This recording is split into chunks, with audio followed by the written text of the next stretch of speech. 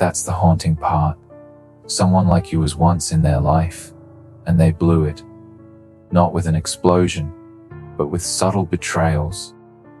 Little cracks in the facade that you caught long before anything crumbled. And now, no matter how many lies they tell themselves, deep down, they know you saw it. You felt the misalignment in their tone. You sensed the performance before the curtain even began to fall. And the worst part, you said nothing. You gave them rope, gave them time, gave them the dignity they didn't deserve, and they used all of it to tie themselves into knots. Now the shame is theirs, not because you exposed them, but because you could have and didn't. There's a cruelty in that kindness, a quiet, deliberate cruelty that they can't reconcile. And you walk lighter, you breathe deeper, not because you enjoyed seeing the worst in them, but because your sixth sense won't let you settle for false peace. You're not the type who can unfeel what you felt. You don't forget frequencies. Once the energy shifts, once the deception creeps in, it stains. And you don't crave revenge. You don't chase apologies. You only crave clarity. And that, right there, is your freedom. They underestimated how powerful that is. Now, they carry the weight of every lie they once whispered in your presence, thinking you were just being quiet, when in truth, your silence was the sound of the storm gathering. Every room they walk into now feels different, colder, sharper, not because you're there, but because your absence has become a presence in itself. It haunts, not with noise, but with knowing. They look into the eyes of others and wonder, can they see it too? Do they know what I tried to hide? Because once you've been truly seen by someone who doesn't need to be told, shame becomes a second skin. It wraps around their ego, suffocating the pride that once made them lie so easily. They used to bask in the spotlight of your attention, completely unaware that you were never watching to admire them. You were watching to understand. And now, that understanding follows them like a ghost, because they didn't just underestimate your intuition, they provoked it. That's the danger of you. You don't brag. You don't boast. You don't announce your awakenings. That's what makes your awareness lethal. They couldn't predict you. You never gave away your tells. Your strength wasn't in how you spoke. It was in everything you didn't say. You knew the truth long before it unraveled. And instead of confronting them, you gave them space. Enough rope to perform.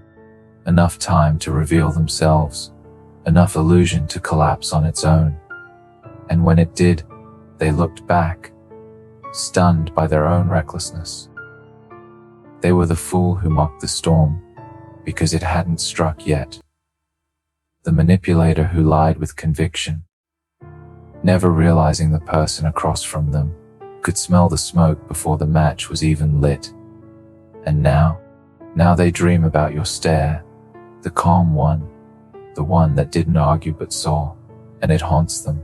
They replay every word, every smile, every act of kindness, wondering if it was all a test. And the painful truth is, it wasn't. You weren't playing games. You were just aware, hyper-aware, not from superiority, but from survival. You learned long ago that words lie, but energy never does. While they flexed their language like armor, you listened for the silence behind their voice. You heard what wasn't said, and when that silence grew too loud, you didn't react. You simply left. They'll spend the rest of their story rewriting it, pretending it didn't matter. They'll call it paranoia, call your intuition delusional. But that's just what the guilty do when they've been seen too clearly. That's the coping mechanism of someone who got caught in a trap they laid for someone else. because they can't unsee your awareness. They can't forget the fact that they were studied, dissected, and worst of all, not judged, just seen. That's the burn. Not being exposed to the world, but being exposed to you. And knowing you're still out there, walking free, walking clearer, unburdened, carrying the truth like a crown they will never touch again.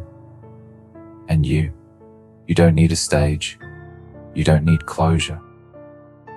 You don't need to prove your sixth sense was right all along. The burn of knowing is enough. The silence you left behind now roars louder than any confrontation ever could. You were never meant to convince them. You were meant to see, and you did.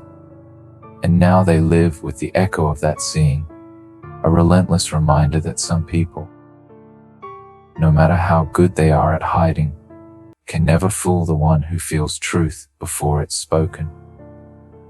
You weren't the one who got played. You were the one who watched them play themselves. You moved on, but they never will.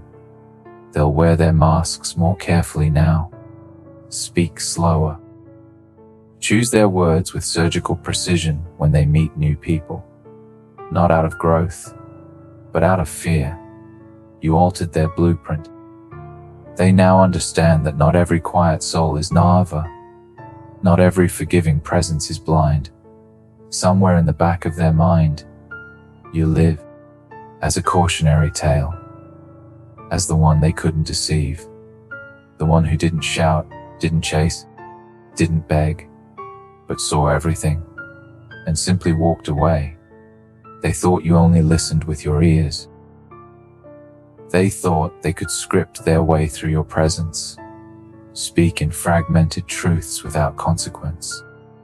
They thought your silence meant softness, but they had no idea who they were dealing with. You didn't need to be told. You didn't need a confession. Your sixth sense was the courtroom. Their energy was the evidence. And you were the verdict. Long before the sentence was ever spoken, they underestimated you because they were trained to only recognize intelligence when it shouts. But yours whispered, curled in shadow, waited, and when it moved, it didn't seek applause. It demanded reckoning. You see what they don't say. You feel what they try to bury.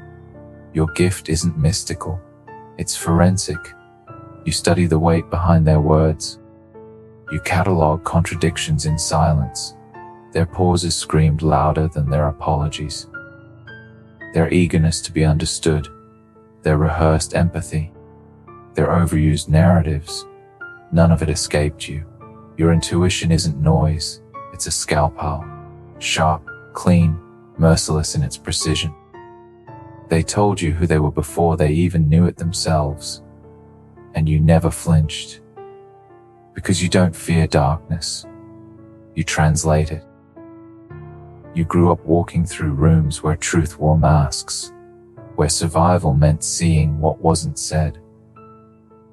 So when they stepped in with their illusions, you weren't surprised. You were ready.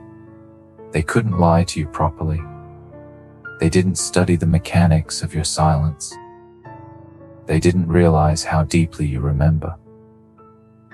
They didn't know your nervous system was built to detect patterns before they even formed. They didn't know that while they were painting red flags white, you were filing them. Alphabetically, you read their tone the way most people read headlines. Fast, instinctively, and without error. And when you smiled at them while they lied, it wasn't because you believed them. It was because you were giving them the grace of not collapsing their illusion too soon. That's what they mistook for ignorance. But what they thought was softness was strategy. They thought your forgiveness meant forgetting, when in reality it was a pause, a chance, an opportunity for redemption that they never took. They never realized how often you chose not to confront, not because you couldn't, but because confrontation is exhausting when the truth is already self-evident. And you feel before you speak. You are already miles ahead in understanding motives they hadn't even decided to hide yet. Their whispers echoed like thunder in your bones. You weren't watching them fall. You were watching them reveal themselves, frame by frame, word by word. They fear you now, but they won't say it. They dress that fear up in indifference. They call it overthinking. That's the armor of someone terrified of being seen again. But beneath their deflection is panic. Because once you've been seen by someone like you, there's no going back to pretending. They remember the calm in your eyes, the way your expression didn't change when their lies did. They remember the moment the air shifted, when you stopped believing, but didn't stop watching. And now that memory rents space in their mind, indefinitely, because it's not that you knew everything, you just knew enough. Enough to walk away, enough to stop explaining, enough to let the truth speak in your silence. You never needed to be loud to be dangerous. That's what they failed to understand. You don't use words as weapons unless absolutely necessary. Your weapon is awareness, and it cuts cleaner. While they laughed, while they talked, while they over-explained, you were taking inventory. Every contradiction, every flicker in their voice, every misplaced affection. They were weaving a tale, and you were already at the final page. You didn't guess, you sensed. Not because you're magical, but because your trauma taught you how to read the room, before the room even knew it was being watched. Your sixth sense wasn't born in luxury. It was forged in fire. And now that it's sharp, they wish they never tested it. They thought you'd stay, thought your love would blind you. But people like you don't leave out of anger. You leave out of knowing. Knowing nothing you say could change someone committed to deception. Knowing you deserve to breathe in places where truth doesn't suffocate. So you didn't create drama. You made a decision. And now, they're left wondering how much you saw, wondering if they were ever truly hidden at all.